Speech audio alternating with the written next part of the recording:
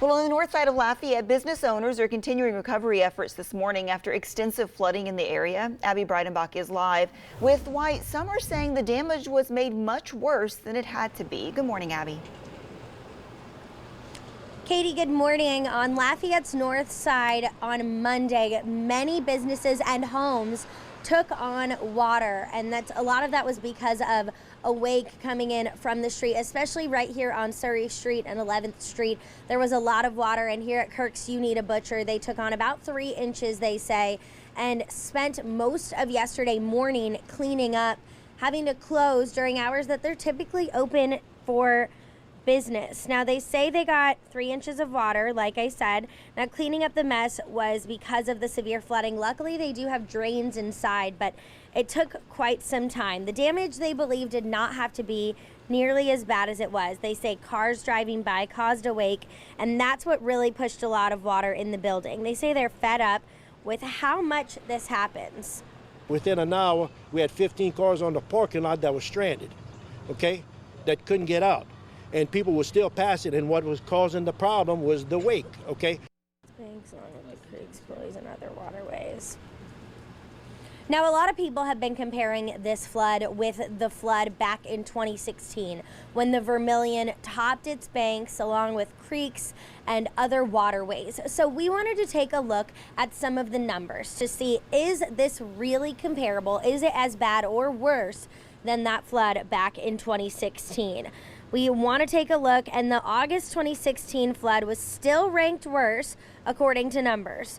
Here on Surrey Street, moderate flood stage is 14 feet. On Tuesday morning, that's yesterday, the river was cresting at 15.25. On August 15th, 2016, those levels were nearly 3 feet higher.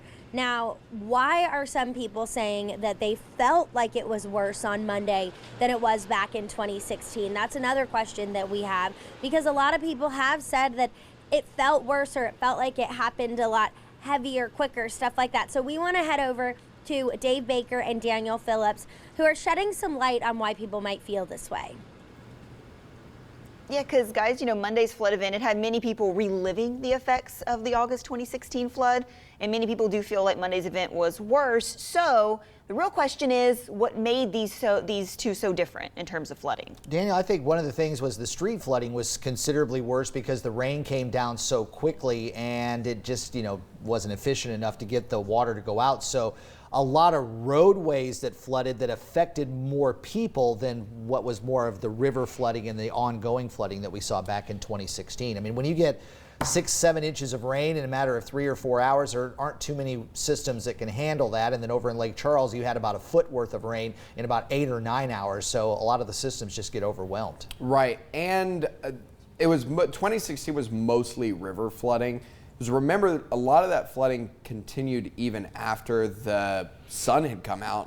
Days after the rainfall had ended, you still had communities that were taking on a lot of water as a result of that backwater flooding. But this was the river stage here this week. We saw a very sharp spike on Monday that jumped up to about 15 feet. You can see how fast that goes up. Now, ordinarily, what would happen is that would shoot back down again. It was a little slower draining because you had some water kind of piled up along the coast, a little bit all the showers yesterday, but immediately starts going down. What you saw in 2016 was that number went up, and then it continued to go up as all of the bayous kept draining into the area, because the rainfall, the intense rainfall, was over a much wider area, so there was just a lot more draining into the Vermilion, so it kept going up and up and up, and then there was all the backwater flooding out there as well. And you had different parts of Lafayette that were flooded as well. It wasn't necessarily just areas along the river too. It was places that didn't necessarily see flooding in 2016,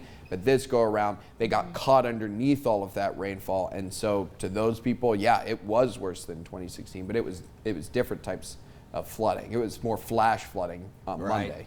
And a lot of the street flooding too, it looked really bad in a lot of the videos that we saw, but once the rain stopped, a lot of the water was gone from the roadways fairly quickly, and then it's got all drained in there. And I don't believe, Daniel, that in 2016 when that event started, I don't believe that the river was over flood stage at times. So that's a little bit different this time around. The river is above flood stage.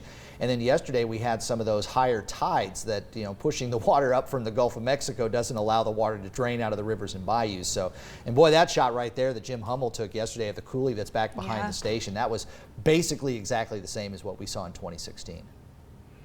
It is amazing though that the amount of how dry it was Tuesday morning when I woke up. And that is, I know we love talking about drainage down here, and we love talking about how drainage doesn't work.